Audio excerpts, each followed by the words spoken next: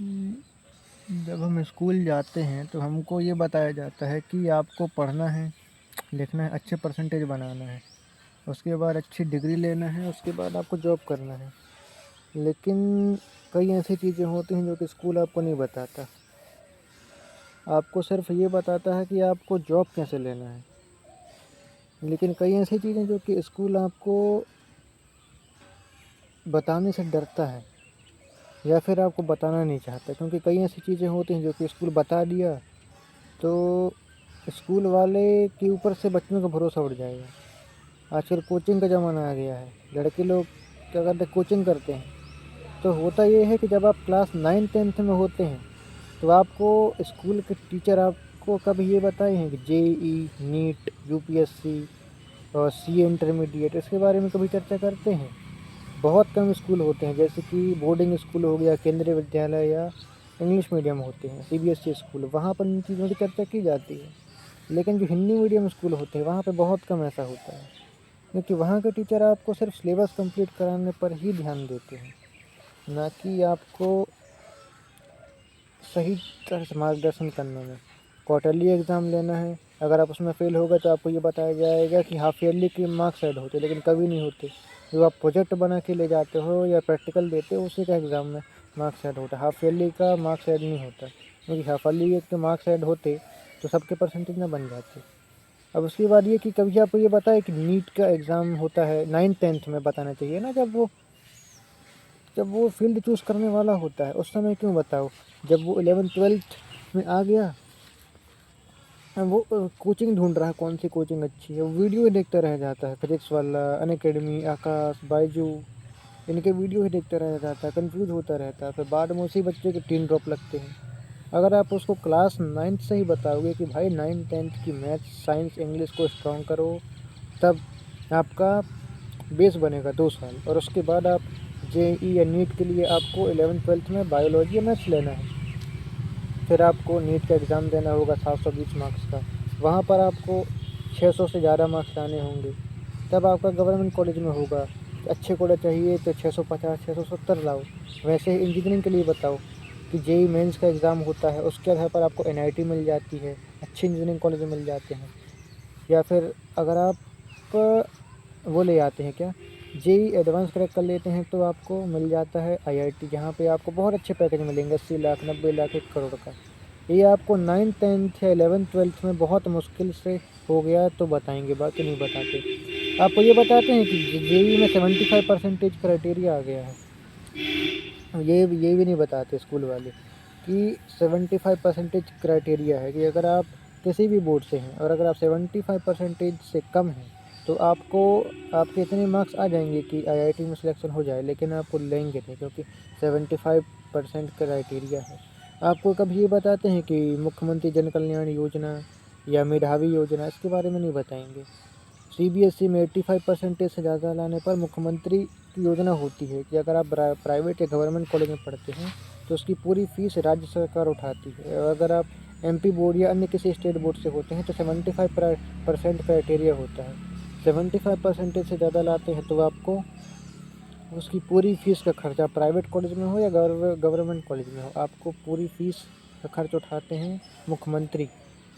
ये कभी स्कूल नहीं बताएगा, या बताएगा भी तो बहुत मुश्किल है कि आपको बता दे। आपको किस में फंसा के रखते हैं, बी फार्मा कर लो, डी फार्मा कर लो, और कांस्टेबल का एग्ज़ाम की तैयारी कर लेना, एसएससी कर लेना, यूपीएससी कर लो, पीएससी कर लो। इस 3-4 ऑप्शन के अलावा आपको जो बेसिक चीज़ें हैं वो तो बताते नहीं, ऊपर ऊपर की बातें करते हैं। कितने लोग सेलेक्ट होते हैं, हैं? 12 से 15 लाख लोग यूपीएससी का एग्ज़ाम देते हैं, सेलेक्ट कितने लोग होते हैं? मात्र 180 लोग, समझे ना। तो ये सब चीज़ें हैं, स्कूल को ये सब चीज़ें बताना चाहिए।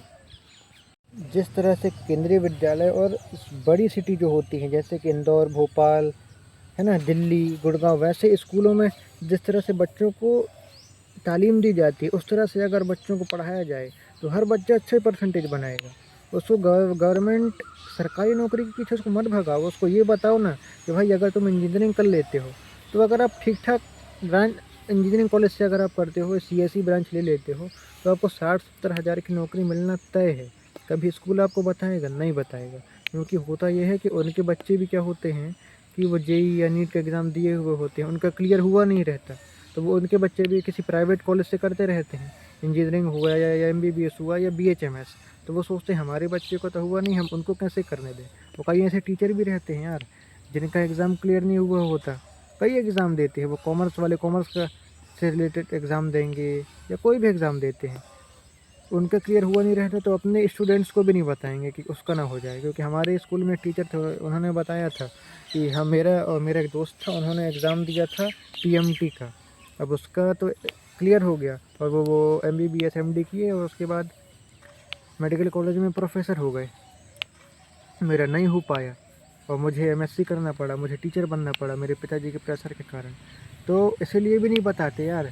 तो आप सोचते हो कि टीचर आपको सही गाइडेंस देगा स्कूल का, आपको नहीं देंगे भाई, आपको खुद सर्च करना पड़ेगा, खुद देखना पड़ेगा, खुद पूछना पड़ेगा।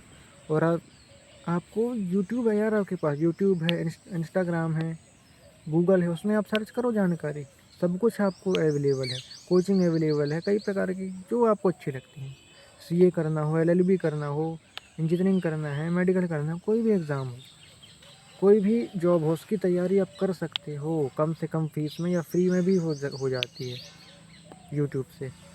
तो आप कर लो, स्कूल पर डिपेंड मत रहो। और एक चीज़ और, कई ऐसे स्टूडेंट्स होते हैं जो कि कम परसेंटेज बनाते हैं, फिर भी उनके माँ बाप उनको अच्छे कॉलेज में एडमिशन करा देते हैं। आप देखे होंगे कि वो लड़का है या गर्ल्स है, वो फेल हो जाते हैं, और फेल होने के बाद भी क्यों? क्योंकि उनके माँ बाप के पास पैसा बहुत रहता है यार, ठीक है, उनके माँ बाप के पास पैसा बहुत है, तो वो लोग नहीं भी पढ़ेंगे तो उनको 12th के बाद अच्छे कॉलेज में एडमिशन करा देते हैं। और जो कुछ मिडिल क्लास के बच्चे होते हैं, वो लोग एग्ज़ाम की तैयारी ही करते रह जाते हैं। इसीलिए जो एक वो नहीं रहता मिडिल क्लास बच्चा, और एक जो कौन सा बच्चा जिसके पास हर सुख सुविधा है, पैसे वाले का लड़का है, उसकी दोस्ती अगर कर रहे हो तो बहुत सोच समझ के करना है। क्योंकि भाई वो अगर नहीं भी पढ़ेगा तो प्राइवेट से कोई भी डिग्री या डिप्लोमा उसको दिला देंगे, और नहीं हुआ और उसको अपने व्यापार में खड़ा कर देते हैं। अगर वो बिजनेस वाला उसका बैकग्राउंड है तो वो तो भाई मुश्किल है कि पढ़े, क्योंकि वो खुद पढ़ेगा ना तुम्हें पढ़ने देगा। वो कहीं से भी डिप्लोमा लेके आ जाएगा, डिग्री लेके आ जाएगा, और उसके बाद में तुमसे आगे निकल जाएगा। और जो पैसे वाले का लड़का है वो कम कम नंबर लेके भी आएगा, उसके माँ बाप 20-25 लाख फीस पटा देंगे। जहाँ गवर्नमेंट कॉलेज में, मेडिकल कॉलेज में 5 से 6 लाख में एमबीबीएस होता है, वहाँ वो 250-300 नंबर लेके आएगा, 70 लाख दे देंगे उसके माँ बाप।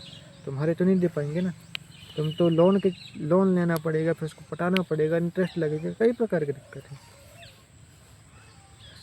सभी फील्ड में ऐसा है जितनी एजुकेशन फील्ड है। इसलिए टीचर के भरोसे मत बैठो, अपने सीनियर से पता करो, उसके बाद आप जानकारी लो और काम करो। तुम सोचो कि स्कूल का टीचर तुमको गाइड करेगा, तो भाई वो सिर्फ तुम्हें 12वीं की मार्कशीट और टी-सीट देने का काम करता है, समझे। वो तुमको सही सलाह नहीं देगा, क्योंकि वो खुद कहीं ना कहीं फेल हुआ रहता है। और तुम सोच रहे हो तुम्हें सीनियर भी सलाह देंगे, तो भाई हर सीनियर अच्छी सलाह नहीं देता, बहुत कम लोग हैं। क्योंकि भाई किसी के पास इतना टाइम नहीं है कि सलाह दे। तो तुम्हारे पास हो सकता है किसी के भैया, दीदी या कज़न या कोई दोस्त हो या रिश्तेदार होगा, वो अच्छी फील्ड में होगा, वो दे देगा सलाह। लेकिन नहीं भी देता है कोई, तो यूट्यूब है आपके पास गूगल है, वहाँ आप सर्च करो। और ये सब फालतू के शॉर्ट्स वीडियो और एंटरटेनमेंट से कुछ नहीं रखा भाई। 9th 10th 11th 12th पढ़ने के बाद ना जो दिक्कतें शुरू होती है स्टूडेंट्स को, जब उसी के साथ वाला स्टूडेंट अच्छे कॉलेज में एडमिशन लेता है और वो वहीं का वहीं रह जाता है, तब जाके समझ में आता है कि भाई काश पढ़ लिया होता तो मेरे साथ वाले अच्छे कॉलेज में जा रहे हैं, अच्छी जॉब कर रहे हैं। 5 साल बाद वो कार खरीद लेगा, इंजीनियरिंग किया है, 15 लाख का प्लेसमेंट लगेगा उसका, 1,20,000 सैलरी मिलेगी। वो 5 साल बाद एक अच्छी कार खरीद लेगा जॉब के बाद, है ना। जॉब करेगा, उसके 5 साल बाद या 3 साल बाद सेटल हो जाएगा, शादी हो जाएगी, घर बना लेगा। और तुम मुश्किल से 20,000 की जॉब करोगे प्राइवेट में, हो जाएगा उतने में तुम्हारा, नहीं ना। तो भाई अभी से टाइम है, अगर स्कूल लाइफ में हो, 9th में हो, 10th में हो, 11th या 12th में हो, तो 2 साल 3 साल जितने भी तुम्हारे पास टाइम है, सुधर जाओ भाई, छोड़ दो इन सब चीज़ों को। क्योंकि हर किसी के माँ बाप भाई हमेशा साथ नहीं देने वाले हैं, हर किसी के माँ बाप नहीं देंगे भाई, इतना पैसा हर किसी के पास नहीं होता। अभी वो कह रहे हैं, बाद में 3 साल बाद कौन सी सिचुएशन आ रही है तुम्हें भी नहीं पता है। अभी तो कह देंगे कि हम तुमको पढ़ा देंगे, लेकिन बाद में कोई भरोसा नहीं है। इसलिए भाई पढ़ो लिखो, आगे बढ़ो। मत लगो किसी के चक्कर में, किसी की बातों में। वीडियो पसंद आए तो वीडियो को लाइक कीजिए, चैनल को सब्सक्राइब कीजिए। मिलते हैं नेक्स्ट वीडियो में। धन्यवाद। और दोस्तों के साथ शेयर कीजिए।